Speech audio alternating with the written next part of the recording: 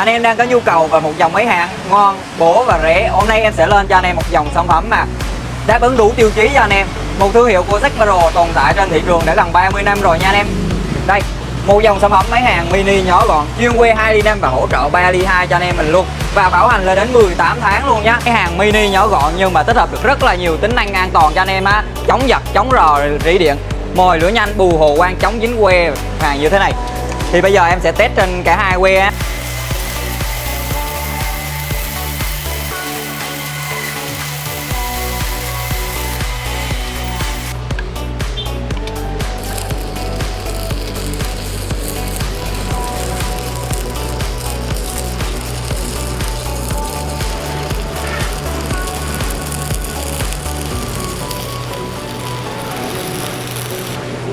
Vừa rồi là em kéo cả hai que là 2 ly 5 và 3 ly 2 rất là mượt luôn nha anh em.